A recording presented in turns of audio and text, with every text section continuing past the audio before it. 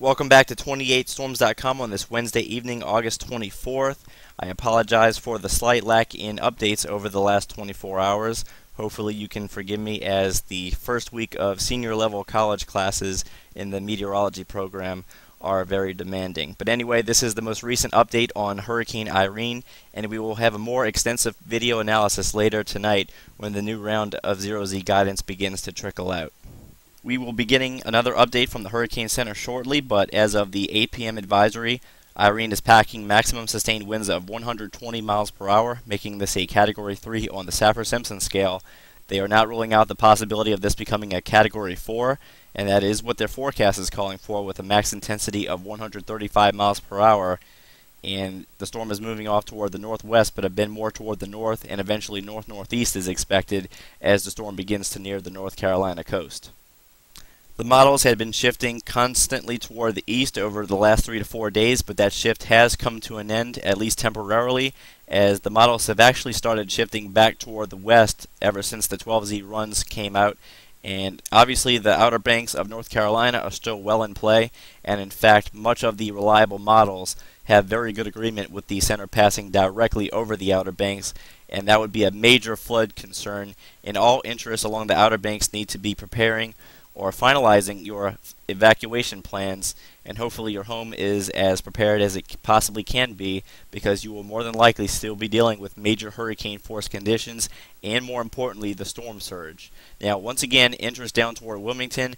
None of the reliable models take this directly over you, but as has been talked about here for the last 36 hours, this model consensus remains to be very close, and it's just off toward the east. And if the storm were to continue moving just a little bit more toward the west than anticipated, then it doesn't really take much imagination to see that this storm could pass very close to your location, and certainly more than enough or close enough to still provide you with hurricane force winds.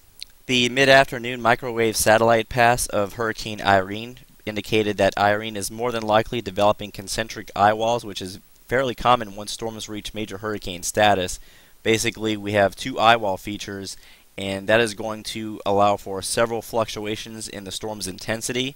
So not only are we dealing with shear and dry air that could be affecting the forecast, but also these inner workings of the hurricane itself.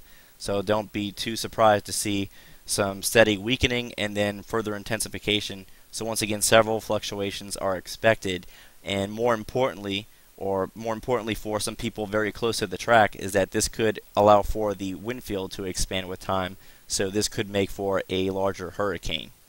We can even see this fairly well on the standard infrared. Again, here is the outer eye wall that could possibly be the more dominant one in a few hours, and we still have the inner eye wall, and then you can even make this out on the latest infrared. Notice that the storm is very healthy on the latest satellite. If there is anything to complain about, on the southwest quadrant we still appear to have some southwest wind shear, and that's the reason why the storm isn't ventilating itself quite as good as it could be here down toward Cuba. And if you compare that to the poleward outflow channel, we have quite a lot of exhaust being evacuated to the northeast, which is a healthy indicator. But once again, for this to really ramp up into a Category 4, or even worse, a Category 5, this storm would have to look nearly perfect in all quadrants. So really quickly, here is the latest breakdown of the 18Z GFS model run. This is the hurricane entering the southeast Bahamas. Look at how the western extent of the Atlantic subtropical ridge is still well in place here over the western Atlantic, but this is the trough that is expected to at least begin weakening the western end of that ridge as we go into the next 24 and 48 hours. But notice how the first trough initially misses the hurricane.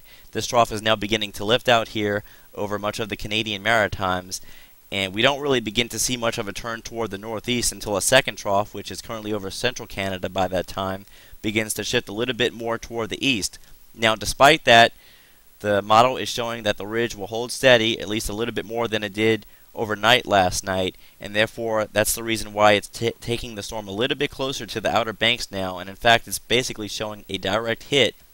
But this is just another example as to how even interest just to the south and west here, closer to Wilmington, cannot be fully ruled out, and they are still in the thick of it here. So even though the models in general are still to your east, still be on guard and keep a close watch on the progress of the system, as things are still subject to change.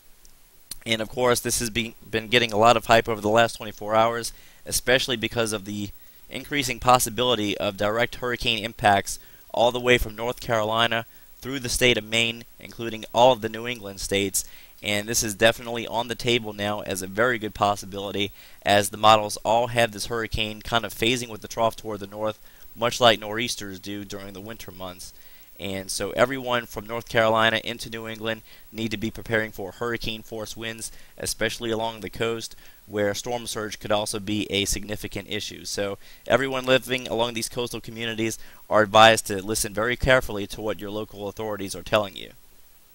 So that is just a very brief update on Irene at this current hour, and we will go ahead and cut another video as soon as all of the dynamical models are done being finalized and are made available. So check back again late tonight into the early morning hours for a more extensive analysis of Hurricane Irene here at 28storms.com.